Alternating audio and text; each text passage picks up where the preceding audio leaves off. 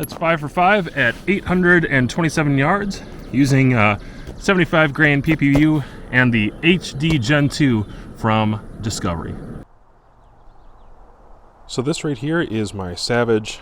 It's a Model 12, actually, FV. 12 FV was something that was sold at Cabela's, maybe a couple other stores, and it is like my tack driver, my closer range Centerfire tack driver.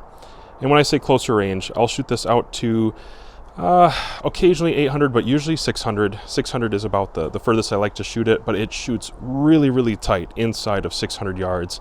I've enjoyed it a lot.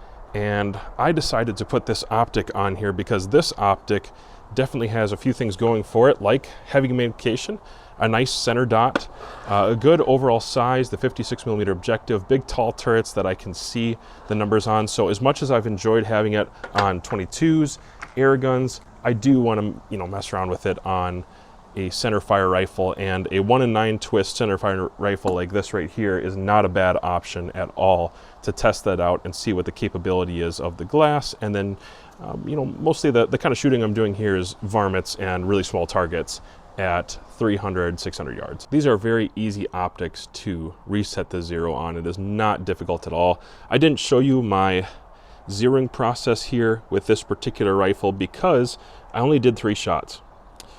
It's pretty precise in the tracking. It was very true.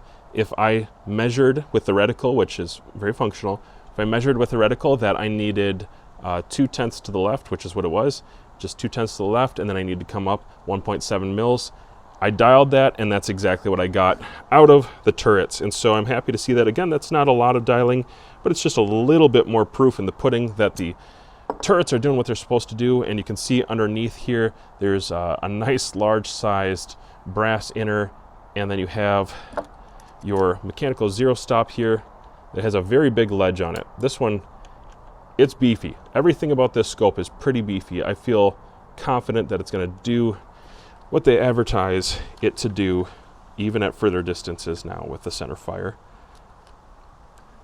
I like a zero stop method like this. If you're not familiar with this type of zero stop, again, it's a mechanical device that is going to run out of room because there is, I'm going to take this off, underneath there's a ledge right here. In fact, I'll probably bring you in a little closer so you can see what I'm talking about.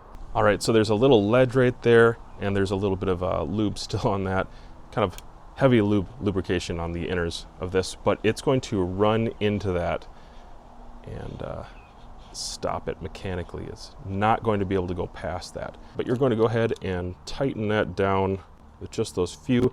Don't need Hulk strength for this, guys. It's not overly tough for this mechanical device to stop it. So you just need enough pressure there to run into it, and then a little bit more just to engage on the brass innard.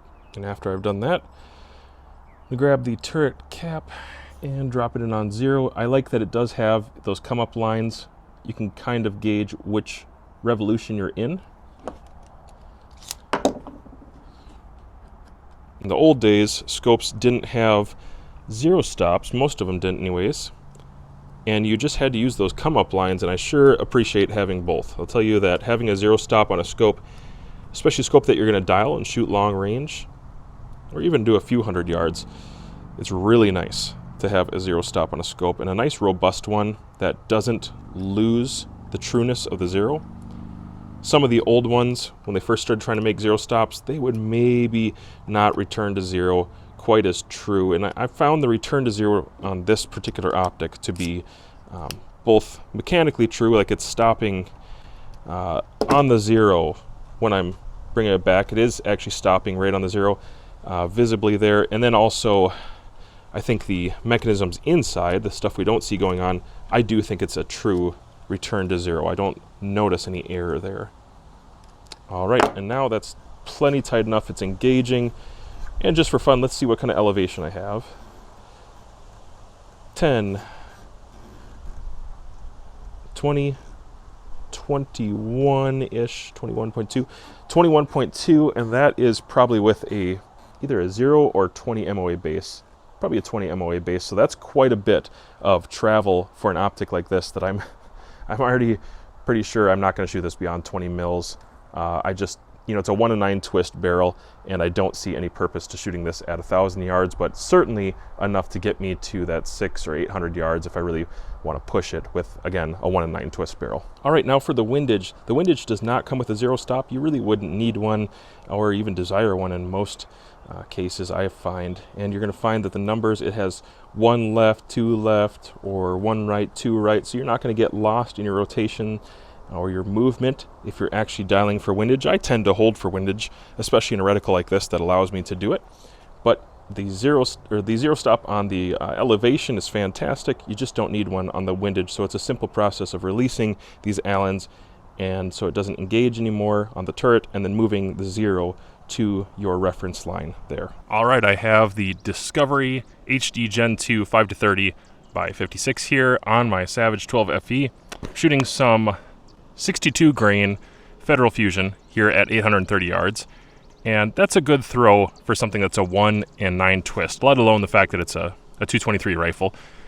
But these little 62 grain projectiles do okay, even though it is very, very windy out. It is plenty windy, and the flags are not consistent. It's going to be fun. I'm going to throw them on a full-size IDPA. I think that's an appropriate size target for a bullet like this, in wind conditions like this, in a rifle like this.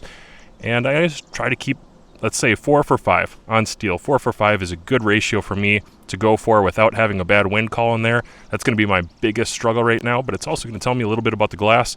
I will go ahead and record, I think, with a downrange camera, as long as that is operating the way it should. Here we go.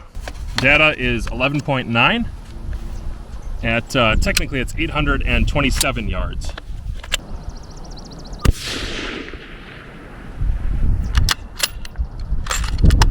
All right, that's pretty windy.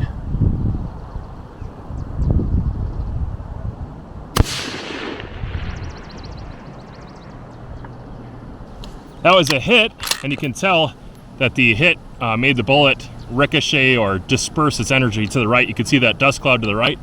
It hit the target, but the target was slightly angled.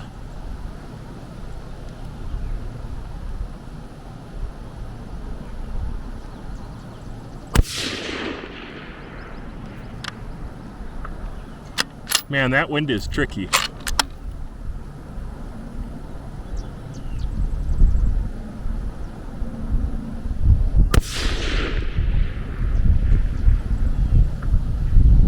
There's another impact.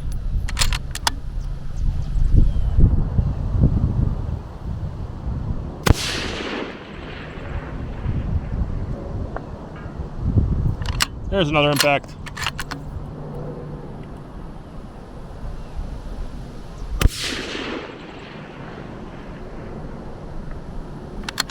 Just off on the windage a little bit there. Absolutely could see my targets real clear, my hits, my misses, and the image is looking really nice right now with the sun about 2 hours from down. As you can tell, this optic is equally at home on different kinds of rifles. Whether it's on a PCP that you're going to shoot, a minimum of 25 yards and then probably a little further, maybe 50 or 75 yards. I think it would do really well with that. It does have a minimum parallax of 25 yards, but it has some other features on there that just make me think this is a really good PCP airgun type optic. I know a lot of PCP or airgun shooters in general are aware of Discovery optics already because there are previous offerings that are really directed towards the airgun market, but this optic is probably really pushing the envelope towards more serious shooting, and I shouldn't say more serious shooting because I know airgunners take offense to that, but we'll say powder burners, longer ranges, more stress on the optics than a PCP would offer. You shoot a PCP and it if it's a nice PCP, it doesn't disturb the image. You can really crank up the magnification at 50 yards and not deal with some of the issues that you normally would at further distances with a piece of glass and a powder burner. So this was just my example here of kind of testing and seeing how does it do beyond the 500 or 600 yard line out to 825 yards, and beyond this to 1,025 or 1,030 yards.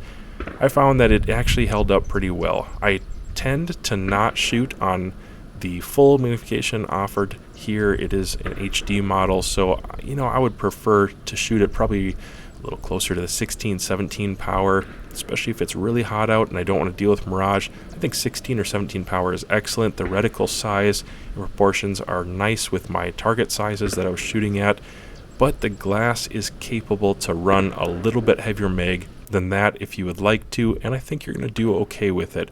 Mostly, if I go beyond 20 power, it's just for spotting or seeing where my impacts are, and it does do a nice job with that. As you magnify an image with an optic like this with HD glass, it probably will darken the image a little bit as you get beyond the 22, 24 power. It does tend to darken the image a little bit. The eye box is going to become just a tad bit more sensitive, but that's true of all optics for the most part, guys. You're going to see that across the gamut. And so that's not a critique, it's just something to remind you when you get into these higher power magnification range optics. Those are some of the sacrifices that you make to get there, but you can do a lot with them and they offer a lot. This is a fantastic deal. Don't forget to check them out over on Amazon.